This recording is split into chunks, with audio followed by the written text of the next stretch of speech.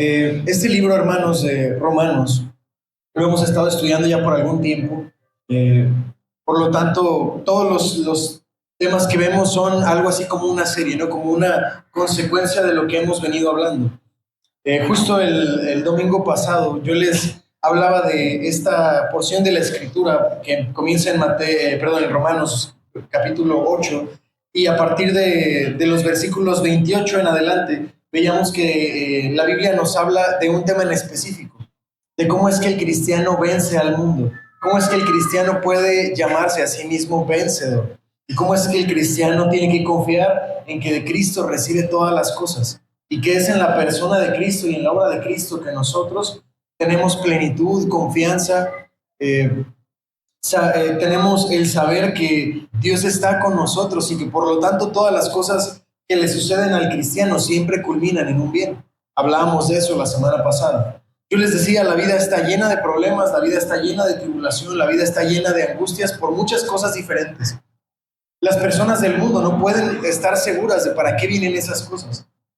No para todos las cosas les ayudan a bien. No todas las cosas les ayudan a bien a las personas del mundo. Muchas de esas personas padecen la angustia y no tienen la certidumbre de qué será de sus vidas el día de mañana. Pero el cristiano tiene por seguro que las angustias de la vida siempre conllevan, al final de cuentas, a un bien. El cristiano siempre sabe que Dios está de su lado. Y más bien que el cristiano está de ese lado de Dios, ¿no? Y por lo tanto, si Dios es nuestro Padre, ¿qué nos puede pasar que nos aleje de ese cuidado del Padre hacia nosotros como sus hijos? Eso hablábamos la semana pasada. Pero Pablo, hermanos, a partir del versículo 31 continúa hablando de este tema y de hecho hace más énfasis en el motivo del por qué el cristiano debe de confiar que es así en su vida. La semana pasada hablamos de que deberíamos tener esa confianza, pero Pablo en esta semana nos va a hacer más énfasis en el por qué. Él comienza haciendo unos planteamientos, ¿no? Bueno, ¿por qué decimos esto? ¿Por qué pensamos de esta manera? Y él va a ocuparse de contestar el por qué el cristiano debe de tener tal seguridad. Por eso comenzamos en el versículo 31. Vamos a leer desde el 30. Dice, y a los que predestinó, a estos también llamó, y a los que llamó, a estos también justificó, y a los que justificó también glorificó. Les decía yo que ahí está el mapa, ¿no? De la vida de un cristiano. Que uno tiene que ser llamado por Dios, pero uno tiene que ser primeramente destinado por Dios para tal fin, el fin de ser su hijo. Después Dios lo va a llamar, y una vez que Dios lo llama, Dios lo justifica, y se va a ocupar al final de cuentas de culminar esa obra. O sea, desde la perspectiva de Dios, nosotros somos una obra que ya tiene un principio y un final. Entonces, por lo tanto, todo lo que está en medio para nosotros es desconocido, pero para Dios no lo es. Y Dios comenzó la buena obra y la terminará hasta el día postrero. Pero para Dios es una garantía de éxito. No es algo que Dios intenta, es algo en lo que Dios es exitoso en hacer.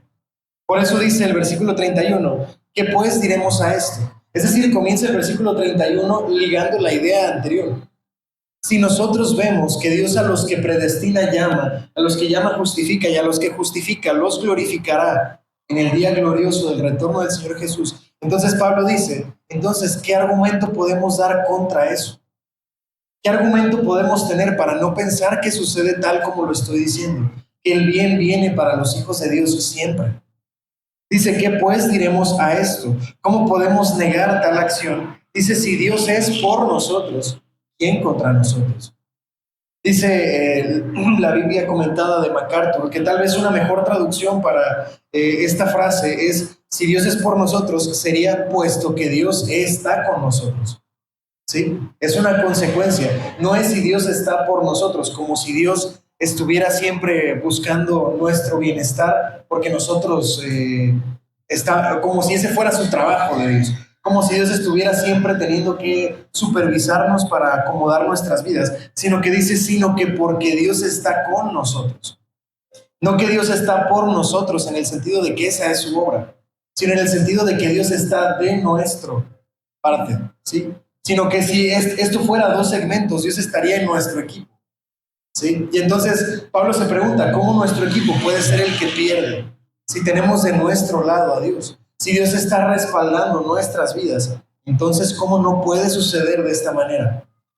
¿Cómo algo malo puede sucederle al cristiano? ¿Cómo puede escaparse del control de la mano de Dios? ¿Cómo puede escapar de las alas del Altísimo? Si es el Altísimo el que está de nuestro lado. Si es Él el que está detrás de nosotros. Dice, si Dios es por nosotros, entonces, ¿quién puede estar contra nosotros? Si el creador del universo está del lado de sus hijos, ¿quién puede plantarle cara a sus hijos? ¿Quién tiene tal poder para ponerse del otro lado y discutir contra Dios? Yo les hago una pregunta, hermanos. ¿Dios tiene enemigos? En la extensión de esa palabra, ¿Dios tiene un rival al cual tiene Él que vencer? ¿Ustedes creen que hay alguien que se para delante de Dios y le señala con el dedo y le dice, tú a mí no me vas a controlar, yo soy soberano también, yo puedo estar contra ti y es más, yo te voy a vencer a ti? ¿Ustedes creen que Dios enfrenta a alguien así?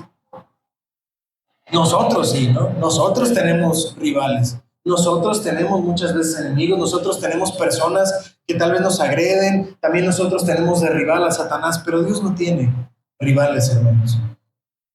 Por lo tanto, la secuencia lógica de Pablo es, si Dios está con nosotros, ¿quién puede ponerle cara contra Dios? ¿Quién puede declarar algo distinto para la vida del creyente? ¿Quién puede declarar algo diferente para la vida de un hijo de Dios? Si es Dios mismo el que determina todas las cosas. Por lo tanto, hermanos, la confianza que el cristiano debe de tener en que su vida está respaldada no depende de las circunstancias. No depende de las cosas que él puede ver con sus ojos, no depende de las cosas que él puede tocar con sus manos, no depende de las cosas que él está observando constantemente. La confianza que el cristiano tiene en que su vida está bajo el cuidado de Dios es que es Dios mismo el que se encarga de cuidar su vida. Nuestra garantía no son las cosas que vemos con los sentidos, nuestra garantía es el nombre de Dios. Si el nombre de Dios está de nuestro lado, si Él nos ha llamado sus hijos, ¿ustedes creen que Dios va a defraudarse a sí mismo? ¿Que Dios va a quedarle mal a su propio nombre? ¿Que hay alguien que puede separarnos de la mano de Dios si es Dios mismo el que se ocupa de cuidarnos? Esa es, hermanos, la cosa que Pablo está diciendo. Dice el versículo 32, el que no escatimó. Fíjense que todavía avanza más. No solamente dice que Dios está de nuestro lado, sino que va a avanzar y va a ponernos en una circunstancia para que lleguemos a una conclusión lógica. Pablo dice, el que no escatimó ni a su propio Hijo, sino que lo entregó por todos nosotros, ¿cómo no nos dará también con Él todas las cosas? Dice MacArthur, hermanos, que aquí hay dos formas de observar este versículo. El primero de ellos es que nos dice, si nosotros éramos enemigos de Dios, y Dios nos amó aún cuando estábamos muertos en nuestros delitos y pecados, y amándonos aún cuando estábamos en nuestros delitos y pecados, nos dio a su Hijo Jesucristo en propiciación por nuestros pecados. ¿Cómo no nos daría todas las cosas con Él si ahora nos llama a sus hijos? Es decir, si Dios logró amarnos cuando éramos sus enemigos, si Dios nos dio a Jesucristo como nuestra salvación cuando no estábamos cercanos a Él, ¿cómo nos dejaría ahora si nos llama a sus hijos? ¿Pensamos que Dios hace menos por sus hijos que por sus enemigos? ¿Que por los que lo desprecian? ¿Que por los que no lo aman? ¿Que por los que blasfeman su nombre? Es ilógico, ¿no? Sería ilógico que Dios hiciera menos por sus hijos que lo que hizo por nosotros cuando nosotros no éramos su pueblo. Si Dios nos amó cuando estábamos alejados de Él, ¿cómo no nos daría ahora que somos sus hijos todas las cosas? Esa es la primera forma de traducir esto. Y la segunda sería pensar que si Dios no escatimó a su propio Hijo, sino que nos entregó a su propio Hijo, el cual es su único Hijo. Si Jesucristo es la cosa que Él más ama, es la persona que Él más ama, es lo que encuentra, es en el que encuentra Él complacencia. Si Jesucristo es todo lo que está bien en toda la existencia, es Jesucristo el motivo por el cual la Biblia está escrita. Si Dios lo entregó a Él para salvarnos, ¿ustedes creen que nos dejaría a las puertas de la nada? ¿Que solamente nos va a salvar para dejarnos a nuestra suerte? No tendría sentido, ¿no? Entregar a Dios el ser más valioso de toda la creación para solamente salvarnos y abandonarnos a nuestra suerte. ¿Tendría eso sentido? Por eso Pablo dice, si no escatimonia a su propio Hijo, sino que lo entregó para salvarnos, ¿no creen que habiendo hecho eso, no nos daría con eso todas las otras cosas? Las cosas pequeñas de la vida, ¿no las cuidaría Dios? Si lo más importante, si lo más valioso Dios lo entregó para salvarnos, ¿cómo no haría una pequeña cosa como salvar a uno de sus hijos de la miseria o de la escasez o de la perdición o del pecado, de la tentación o de la condenación eterna? Si Dios hizo eso por nosotros, ¿cómo no guardaría nuestras vidas en su mano? Ese es el motivo, hermanos, por el que Pablo tiene plena certeza en todo lo que él hace. Porque su confianza no depende ni siquiera en lo que él puede hacer, ni siquiera en lo que puede conseguir, ni siquiera en lo que sus sentidos pueden alcanzar. Su confianza depende en la obra de Cristo, en el amor del Padre mostrado hacia él mismo. Y su conclusión es, el Padre no puede fallarse a sí mismo. Y si yo soy su hijo, entonces Él no me va a dejar. Si yo soy su hijo, entonces Él no va a permitir que Satanás o que las circunstancias o que el mundo me puedan lastimar más allá de lo que Él permite. Y que al final de cuentas todas las cosas que nos puedan pasar en perdición o en decremento de nuestra vida también tienen un final bueno, a final de cuentas, ¿no? Si Dios es quien nos guarda, entonces tenemos la certeza de que todo lo que nos pase va a culminar en un bien para nuestras vidas. Continuamos con el versículo 33. Dice, ¿quién acusará a los escogidos de Dios? Dios es el que justifica. Hay una circunstancia bien interesante porque aquí parece que como que Pablo está cambiando de tema, ¿no? Antes nos está hablando de cómo Él puede guardar nuestras vidas, pero luego pasa a decir quién los acusará. Como que, o sea, parece como que está hablando de un tema distinto. Pero cuando empezamos en el versículo 33 y hasta el 35, se pone delante de nosotros una perspectiva como de un juicio de la vida del cristiano. Sí, como si nosotros de repente estuviéramos frente a un juez o estuviéramos en un juicio que nuestra vida está siendo tal vez condenada, tal vez nuestra vida está delante de si se va a salvar o se va a perder. Y entonces Pablo nos pone en esa circunstancia, ¿no? Como delante de un juicio está un juez, estamos nosotros y nosotros tenemos que enfrentarnos a ese juicio. Y dice entonces Pablo y nos pregunta, ¿quién entonces acusará a los escogidos de Dios? Y su conclusión es, Dios es el que justifica. ¿Quién acusará a los escogidos? Si el juez que está delante de los cristianos, si el que juzga al mundo es Dios, y nosotros somos sus escogidos, ¿quién entonces nos juzga? Aquí, hermanos, nos está hablando de una circunstancia personal. Es decir, no solamente está hablando de una salvación de las circunstancias, también Pablo nos está garantizando una salvación de nuestros pecados. No solamente nuestra vida aquí en la tierra está garantizado de que todo lo que nos pasa culmina en un bien, sino que Pablo dice, aún nuestros pecados, Dios los perdona. Y el día que seamos juzgados, ¿quién te va a acusar? Si el que está delante de nosotros, el juez, el que se sienta en el trono altísimo, y todas las multitudes vienen delante de él y se postran a sus pies, si él nos ha escogido, entonces ¿quién te acusa? Si por lo tanto tú vives en esta vida y de repente sientes que has fallado, si has pecado y sientes que no eres digno de acercarte a Dios, yo te pregunto, hermano, ¿quién te juzga? ¿Es Dios el que te juzga? Él es el que te escogió. Él es el que te salvó. Él es el que te amó cuando estabas muerto en tus delitos y pecados. Él es el que entregó a Jesucristo por ti y Él es el que te acercó para salvarte. Yo te pregunto, ¿quién te juzga? Habrá quien pueda pensar, el mundo me juzga. Bueno, el mundo no es nadie delante de Dios. El mundo está esperando su condenación también. ¿Quién te juzga? Otros dirían, bueno, me juzga Satanás, ¿no? Bueno, yo te pregunto, ¿Satanás es quién para juzgar? ¿No está esperando él también condenación? ¿No está formado él también esperando su juicio? ¿Quién te juzga? ¿Quién te condena?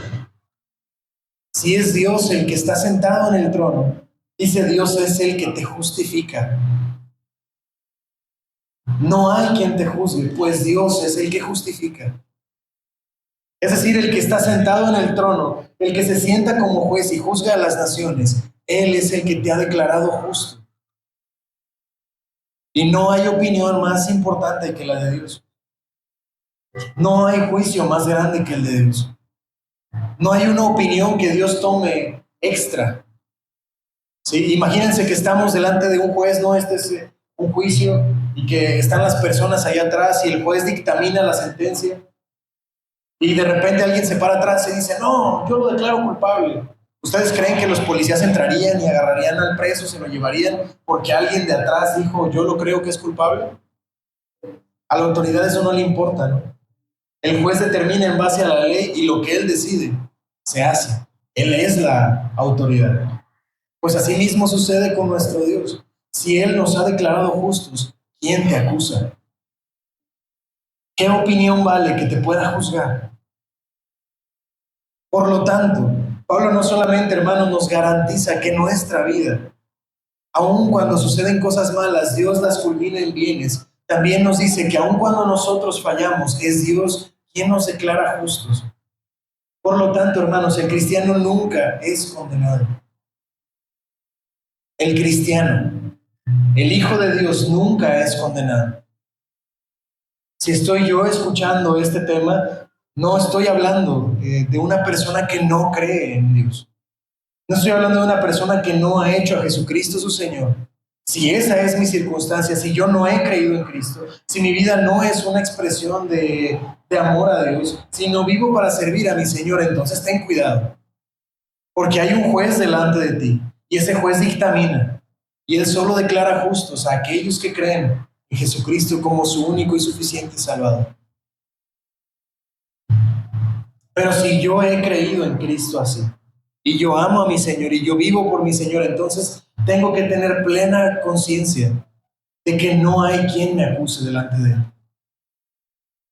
Es más, si partimos desde antes, Dios ya conoce quién soy. Dios conoce los pecados que voy a cometer, Dios conoce las piedras en las que voy a tropezar, aún así Él me ama.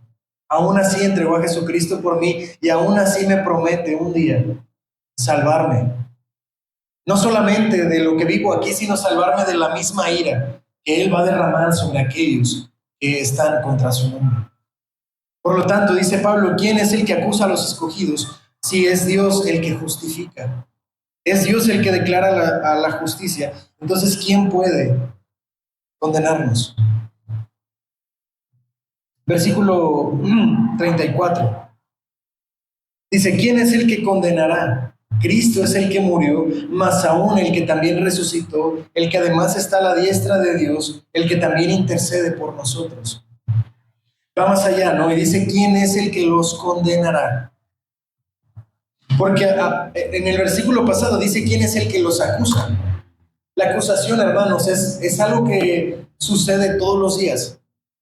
Cuando ustedes cometen un pecado y sienten que no se pueden acercar a Dios o no quieren acercarse a Dios por sentirse culpables, por sentirse indignos, esa es la obra de Satanás. De hecho, Satanás se le llama el acusador de los hermanos, porque es Satanás el que acusa, no a Dios. Nos acusa a nosotros. ¿Con quiénes? Con nosotros mismos. Cuando tú te alejas de Dios, cuando tú cometes un pecado y tienes miedo de acercarte otra vez a Dios por no sentirte digno, es Satanás el que está en tu oído diciéndote, no te mereces acercarte. Ya pecaste, acuérdate que ayer pediste perdón por esto, hoy otra vez fallaste. Mejor no ores, vas a caer otra vez. Mejor no leas la palabra, de nada te sirve. Mejor aléjate. Ese es el proceso de acusación. La acusación es algo continuo, pero la condenación, hermanos, es una sentencia. En el versículo 34, Pablo no está hablando de una acción que Satanás hace constantemente. En el versículo 34, Pablo está hablando de una condena. La condena se da al final del juicio. La condena es lo que un reo espera, ¿no? Él comete un delito, se presenta delante del juez y cuando el juez va a dictaminar la sentencia, es final. O sea, lo que él dice va a suceder. Ese ya es el trámite final. Y si él condena, entonces la condena es, vas a entrar en la cárcel y vas a pagar los años que tengas que pagar, o vas a pagar la multa, o vas a pagar la fianza, o lo que sea. Eso es la condena. Ser declarado culpable al final del juicio. Condena es lo opuesto a la salvación. Salvación es que a final de cuentas, delante de ese juez, Él va a declararnos justos. Perdón, dije salvación, es justificación. Es condenación, justificación. Si a final de cuentas ese juez declara justicia, entonces nosotros no somos enviados al infierno, seremos enviados a la gloria del Padre, hacia la salvación, hacia la glorificación de nuestro ser, de nuestro espíritu, de nuestro cuerpo. ¿Sí me siguen con lo que explico? Entonces Pablo pregunta, ¿quién es entonces el que condena? ¿Quién te va a condenar? ¿Quién va a castigarte a final de cuentas? ¿Quién tiene esa autoridad? ¿Quién te condena? Y uno puede pensar, bueno, yo creo que no voy a ser condenado porque soy buena persona. Yo creo que no voy a ser condenado porque hago buenas acciones. Yo creo que no voy a ser condenado porque fui siempre a la iglesia, porque mi familia fue cristiana. Y la Biblia dice que si tú creyeres, tu casa también será salva, ¿no? Pero fíjense que en eso no se basa la confianza que tiene Pablo. La confianza que tiene Pablo es en Cristo. Porque los aspectos que da Pablo para decir que él no será condenado, todos tienen que ver con Cristo. Ni siquiera con él, ni siquiera con sus obras, ni siquiera con lo que él piensa o con lo que él siente o como él cree que son las cosas. Pablo confía porque cree en Cristo. Y fíjense lo que dice, ¿quién nos condenará? Cristo es el que murió. ¿Y por qué murió Cristo, hermanos? ¿Por qué razón fue enviado Cristo a morir por nosotros? ¿O se murió por accidente? Cuando Pablo piensa en que Cristo murió, él sabe que Cristo murió por nuestros pecados. Es decir, nosotros, al creer que Cristo es el Hijo de Dios enviado, el Verbo encarnado, el Verbo hecho hombre, y que murió por nosotros, estamos creyendo que nos limpió de nuestros pecados. Pablo pregunta, ¿quién te condenará? Si Cristo murió por tus pecados, ¿quién te puede condenar? Si la condena ya se pagó. Si Cristo ya murió, significa que alguien ya pagó por mis pecados. Que yo ya no soy declarado culpable. No porque yo sea bueno, sino porque Cristo pagó mi condena. Yo siempre soy culpable. Sí, en ningún momento no lo fui. La diferencia está en que si yo creo en Cristo y yo creo que Él murió por mis pecados, yo ya tengo limpieza porque Él pagó el precio. La condena la sufrió Cristo y por su muerte entonces yo puedo ser salvo porque Él murió. No puedo tener salvación si no creo en eso. No puedo tener limpieza en mi corazón. No puedo ser lavado de mis pecados si no creo que Cristo los pagó en la cruz. Pero cuando Pablo ve a Cristo crucificado, muerto, él sabe, Él murió por mis pecados. Por lo tanto, yo ya no soy declarado culpable. Ya no puedo ser condenado, porque Cristo pagó por mis pecados. Pero ese es solamente uno de los motivos. Dice, Cristo es el que murió, más aún el que también resucitó. ¿Qué significa eso? Que Pablo entiende que la obra de Cristo no solamente fue morir por nuestros pecados, también fue resucitar. Y cuando Cristo, hermanos, resucita, significa que también nosotros seremos resucitados juntamente con Él. Y Pablo en todas sus cartas habla de eso. Si Cristo resucitó, entonces nosotros seremos resucitados con Él también en gloria. El hecho de que Jesucristo resucite, hermanos, es nuestra garantía de salvación. Si Cristo hubiera permanecido en la muerte, entonces Él no podría salvar a nadie, porque la muerte lo habría vencido a Él. Pero porque Cristo venció la muerte y el pecado, entonces aquellos que creen en Él también gozan de victoria sobre el pecado y sobre la muerte. Entonces, ¿quién puede condenarnos si Cristo también es el que resucitó? A veces las personas preguntan, ¿no? Oye, ¿por qué en la iglesia de los cristianos no hay cruces? ¿Por qué no hay Jesucristos crucificados? La respuesta es muy sencilla, porque nuestro Señor no está muerto. Y yo no necesito verlo ahí para creer que Él está. Yo creo que Él está sentado en gloria. Yo creo que Él resucitó de entre los muertos y mi confianza está en que así como Él resucitó, yo también seré resucitado. Entonces, otra vez, hermanos, ¿quién los condenará si Cristo es el que resucitó? Ese es solo el segundo motivo, pero hay un tercer motivo. Dice, si más aún el que también resucitó, el que además está a la diestra de Dios. Jesucristo, hermanos, no solamente resucitó de los muertos y se convirtió en un superángel, ¿no? Dicen algunos. No se convirtió en un ser angelical, no se convirtió en un querubín. Ni tampoco Jesús es un hombre como todos los hombres que están ahora en el cielo, ¿no? Y es uno más del montón. Hermanos, Jesucristo es el que está sentado a la diestra del Padre. ¿Saben qué significa eso? Sentarse a la diestra de alguien, especialmente del gobernador. Sentarse a la diestra significa un puesto de autoridad. Jesucristo, hermanos, está esperando volver para venir, ya no en un reino espiritual, ya no en un reino opcional, tampoco. El día que Jesucristo regrese, hermanos, Él vuelve como rey. Y por eso, hermanos, la primera vez que Él vino, Él le predicó amor a las personas y aquellos que no creían en el Señor, no los condenaba tampoco. El Señor tampoco les gritaba pecadores, van a irse al infierno, van a morirse, no, yo los condeno. ¿Hizo eso Jesucristo? No, ¿verdad? Él predicó el amor, la reconciliación con Dios, la paz a través de la fe. Pero el día que Jesucristo venga, hermanos, yo no sé ustedes, pero yo leí que cuando Jesucristo venga, aquellos que no dobleguen sus rodillas, los ángeles van a partírselas, porque ese día no es una opción. Jesucristo hoy no es un rey opcional. Él es el rey. Él es la autoridad. Él es lo más grande y lo más alto en autoridad que existe. Jesucristo lo tiene en su nombre.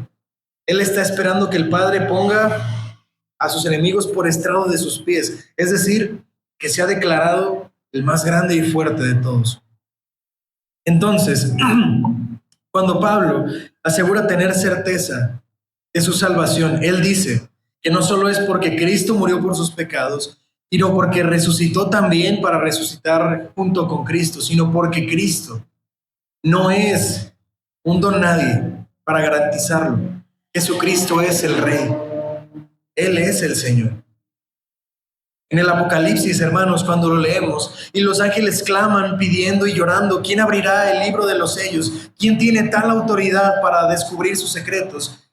De repente, hermanos, Juan escucha una voz, ¿no? Juan escucha las voces diciendo, el Cordero de Dios, el que quita el pecado del mundo, Él tiene la autoridad. Es esa la misma esperanza que aguarda para nosotros, hermanos. El creer que aquel que nos asegura salvación es Cristo. Significa que no hay nadie más grande, no hay nadie más alto, no hay nadie que tenga más autoridad que Él para salvarnos. No hay quien tenga una palabra más alta que la suya. No hay sentencia más importante que la de Cristo. Y más importante porque no solamente Cristo está sentado a la diestra del Padre, sino que cuando habla de la diestra está hablando de que Cristo mismo es el juez. Cristo mismo es el que declara culpables a las personas. Es Cristo mismo el que enviará a las personas al infierno, aquellos que no hayan creído. Pero también aquellos que hayan creído, es Cristo mismo el que los llama a su presencia. Por lo tanto, su palabra es la única que importa en un juicio. Y termina, hermanos, diciendo, también Cristo es el que intercede por nosotros. Es decir, no solamente Dios murió por nuestros pecados, fue resucitado para resucitarnos también a nosotros. No solamente es el que tiene la palabra final sobre nuestra condición delante de Dios, sino que también Él es el que intercede a Dios por nosotros. No en el futuro, en el presente. En el presente, hermanos, Jesucristo está intercediendo por nosotros. El Hijo unigénito de Dios, aquel en el que Él encuentra complacencia. Él está delante de Dios día y noche, intercediendo por nosotros. Si ustedes me acompañan al libro de Hebreos, Hebreos 7:25.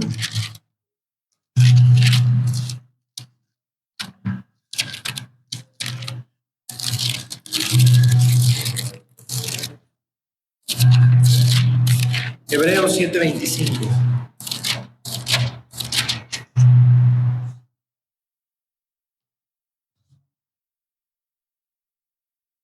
Vamos a leer desde el 23.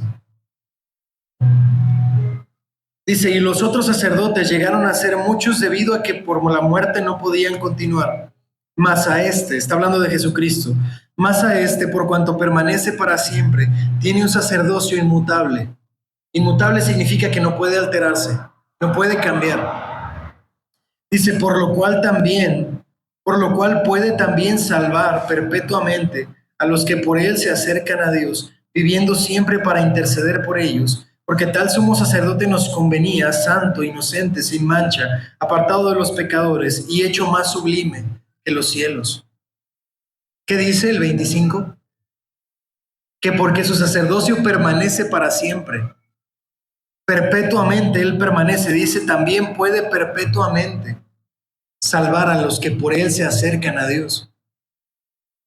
Entonces, ¿qué significa, hermanos, para Pablo que que Jesucristo intercede por los que creen? ¿Qué significa para Pablo? Que él puede salvar perpetuamente.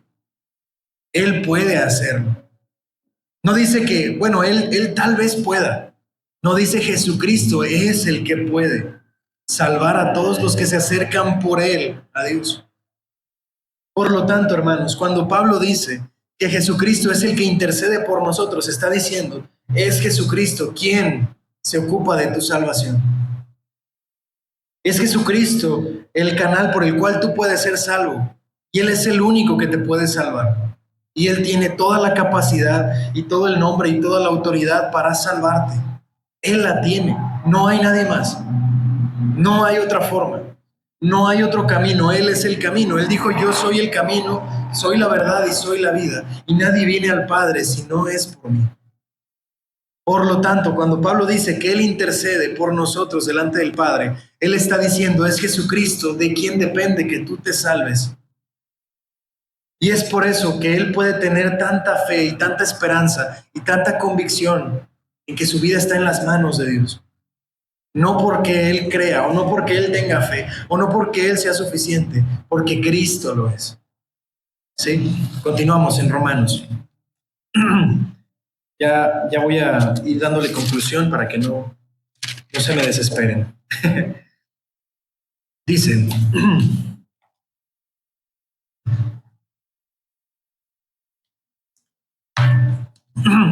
¿quién nos separará del amor de Cristo? Tribulación o angustia o persecución o hambre o desnudez o peligro o espada. Fíjense que dice, ¿quién nos separará del amor de Cristo? ¿Quién puede? ¿Quién puede hacer algo contra Cristo? Si ya hemos dicho todo lo que hemos dicho hasta ahora, si ya le hemos dado a Cristo toda la autoridad, toda la potestad, todo el nombre, toda la honra, toda la gloria, entonces, Pablo nos pregunta, ¿quién entonces te puede separar del amor de Cristo? Y hay personas que piensan que esto se refiere al amor que nosotros le tenemos a Cristo, ¿no? ¿Quién nos separará del amor de Cristo? Por más que me pasen a mí cosas, yo siempre voy a amar a Cristo. Pero eso no es el sentido en el que Pablo está hablando. Pablo está hablando en el sentido opuesto. ¿Quién nos separará a nosotros del amor que Cristo nos tiene? No quién te puede convencer a ti de no amar a Cristo, sino quién puede quitarle a Cristo el amor que tiene por ti. Si Dios hizo todo eso por nosotros, por amor a nosotros, entonces ¿quién puede quitarle ese amor que Dios tiene por nosotros? ¿Quién nos puede separar del amor que Cristo nos tiene a nosotros? Nosotros, hermanos, no somos fieles. Nosotros no somos siempre los prudentes. Nosotros no somos siempre los constantes y los leales. Pero Cristo siempre lo es. Entonces otra vez pregunta, ¿quién te puede separar del amor que Cristo te tiene? Y entonces comienza, ¿no? Tribulación. ¿La tribulación qué es? Los males naturales del mundo. A esto se refiere Pablo aquí. Los males que tiene la vida. Porque en esta vida hay injusticias, hay cosas que pasan y que no son agradables, hay cosas difíciles de afrontar. La tribulación existe. Entonces Pablo dice, ¿la tribulación nos puede separar del amor de Cristo? No. La tribulación o la angustia La palabra angustia viene de la palabra angosto. Angustia es sentirse apretado, sentir que la vida me oprime, que la vida no me deja extenderme, que la vida no me deja sentirme pleno. La angustia es sentirme apretado, sentirme cargado, sentirme que tal vez no la puedo librar esta vez, ¿no? La angustia nos puede separar del amor de Cristo, no puede. Persecución, ese mal que viene a los cristianos por ser cristianos. La persecución tampoco puede separarnos del amor de Cristo. El hambre o la desnudez, o el peligro o la espada. Es curioso que Pablo diga todas estas cosas porque Pablo las experimentó todas. Dice MacArthur que más que una lista, parece más bien una experiencia. Porque Pablo padeció tribulación, padeció angustia, padeció persecución, padeció hambre, padeció desnudez, padeció peligro y padeció espada. Y ninguna de esas 7 cosas lo pudo separar del amor de Cristo. La Biblia no nos dice esto, hermanos, pero uno de los historiadores de la época asegura que Pablo, a final de cuentas, murió y le cortaron la cabeza a final de cuentas. Él pudo lograr llegar hasta Roma y en Roma logró estar delante de Nerón y delante de Nerón predicó el evangelio y eso le costó la cabeza. Y ninguna de esas cosas, hermanos, pudo separarlo del amor que Cristo le tenía y le tiene, porque todavía vive. Tal vez no aquí, ¿verdad? Tal vez no como nosotros, pero Él vive. Por lo tanto, hermanos, Pablo no lo dice porque sea algo que se le ocurre, Él lo dice como una garantía. Casi Él está diciendo, mira, yo he pasado por todo esto y te puedo decir que ninguna de esas cosas me separó del amor de Cristo. Yo creo que tampoco a ti te va a pasar así. Ten fe porque entonces cualquier mal que venga a tu vida no te puede separar del amor de Cristo, no te puede separar de su mano. Dice el Señor antes de ser crucificado, Él le dijo al Padre, todos los que diste en mi mano, ninguno he perdido. Todos los que tú me das en la mano, Señor, ninguno he perdido. Y yo creo, hermanos, que Cristo sigue teniéndonos en su mano y ninguno va a perder. Dice el versículo 36, como está escrito, por causa de ti somos muertos todo el tiempo, somos contados como ovejas de matadero. Aquí, bueno, Pablo nunca nos deja sin decirnos la verdad, ¿cierto? Pablo nunca hace el evangelio de la prosperidad. Pablo nunca le dice al cristiano, siempre te va a ir bien, tú trae tus diezmos y ofrendas y Dios te los va a multiplicar por 100. Tú trae tu diezmo y Dios te va a dar empresas. Pablo nunca dice eso. Pablo le dice al cristiano, somos contados como ovejas al matadero. Es decir, al cristiano le toca muchas veces sufrir, pero él sabe que nada lo puede separar del amor de Cristo. Y es tanto una garantía para él, hermanos, que a pesar de él sufrir todas esas cosas, él se seguía levantando, él seguía saliendo, él seguía predicando, él seguía ayunando, él seguía orando, él seguía enseñándole a otras personas el evangelio. Porque él tenía plena certeza de que al cristiano todo le ayuda bien. Y no solamente tenía la certeza ciega, Pablo vivió ese hecho, de que todas las cosas ayudan a bien. Tanto es así que él dice, si vivo es por Cristo, y si me muero es ganancia. En cualquiera de las dos cosas voy a vivir bien, porque si vivo es para servir a Cristo, y si me muero, mejor, ya voy a estar con Él. Entonces ustedes díganme, ¿cómo alguien detiene a una persona así? Ustedes ven a Pablo sentado enfrente de Nerón y Nerón amenazándolo y Pablo teniendo miedo.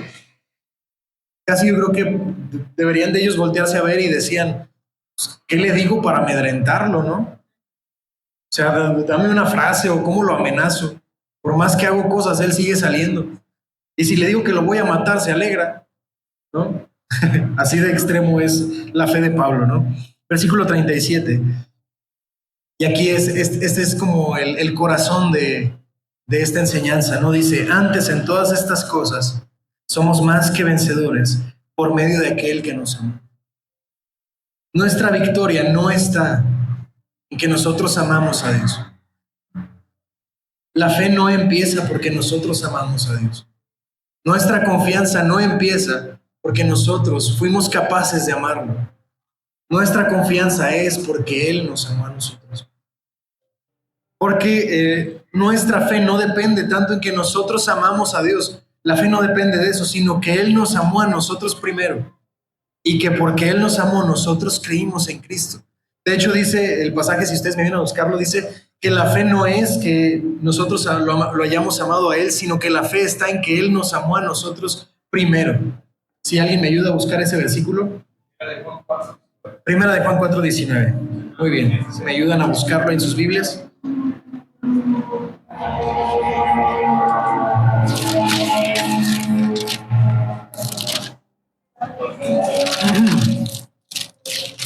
Acá está. Primero de Juan. Gracias. Dice, y en esto conocemos que somos de la verdad y aseguramos nuestros corazones delante de Él. Sí, es primera, perdón, estoy leyendo el 3. 4:19. Dice, nosotros le amamos a Él porque Él nos amó primero, y si alguno dice, yo amo a Dios y aborrece a su hermano, bueno, ahí cambia de tema, ¿no? Pero dice, nosotros le amamos a Él porque Él nos amó primero. Y en eso consiste la vida eterna, no en que nosotros le hayamos amado a Él, sino en que Él nos amó a nosotros. Y habiéndonos amado a nosotros, envió a Jesucristo a morir por nuestros pecados. Esa es la certeza, hermanos, que Pablo nos transmite. En todas las cosas somos más que vencedores, porque Cristo nos amó a nosotros primero. Y de hecho, la palabra esta que dice, somos más que vencedores, dice MacArthur, que significa somos los conquistadores por completo. Pablo dice, nosotros hemos conquistado todos estos problemas porque Cristo nos amó primero. Nosotros podemos decir que ya hemos conquistado esta vida. No porque seamos exitosos o empresarios, ¿no? O no porque ya tenemos inversiones en empresas importantes. Pablo dice, yo puedo llamarme conquistador porque Cristo me amó. Y entonces la garantía que Pablo tiene en toda su vida depende de ese hecho, de saberse vencedor, de saberse que ya ha conquistado esos problemas y que su vida depende de Cristo. Por lo tanto, no hay circunstancia que suceda que le pueda quitar la victoria que tiene en Cristo. Versículo 38, por lo cual estoy seguro. Es decir, por lo cual significa por lo tanto, por este hecho que acabo de decir, porque Cristo me amó y me declaró vencedor, por lo tanto, ni lo alto, ¿no? Dice, por lo cual estoy seguro de que ni la muerte, ni la vida, ni ángeles, ni principados, ni potestades, ni lo presente, ni lo porvenir, ni lo alto, ni lo profundo, ni ninguna otra cosa creada, nos podrá separar del amor de Dios, que es en Cristo Jesús, Señor nuestro. Comienza él a enlistarnos las cosas, ni los ángeles, ni los principados, ni las potestades, ni lo alto, ni lo profundo. Y para que no te quede duda, Pablo lo dice al final, ni ninguna cosa creada, para acabar pronto, ni ninguna cosa creada nos puede separar del amor de Dios, que es en Cristo Jesús nuestro Señor. Lo único increado es Dios, es decir, todo lo demás fue creado. Por lo tanto, no hay cosa que exista que nos pueda separar del amor de Dios, que es en Cristo Jesús. Esa es la garantía de Pablo. No hay nada. Entonces ahora, hermanos, de ahora en adelante, cuando ustedes padezcan la aflicción, cuando ustedes se sientan alejados de Dios, recuérdense a sí mismos, ¿de qué depende siempre mi vida? ¿Quién me declara justo? ¿Quién me acusa? Si todo lo tengo de Cristo, y Cristo no falla. Yo puedo fallar. Lo hermoso de esta vida cristiana es que no importa si yo fallo, no importa a final de cuentas, sino importa que Cristo no falle. Y si el amor de Cristo está para mí, entonces ¿quién me puede separar de su mano? ¿Quién me puede condenar? ¿Quién me puede acusar? ¿Quién me puede separar de su amor? ¿Quién puede apartarme de mi Padre si es Él el que determina todas las cosas?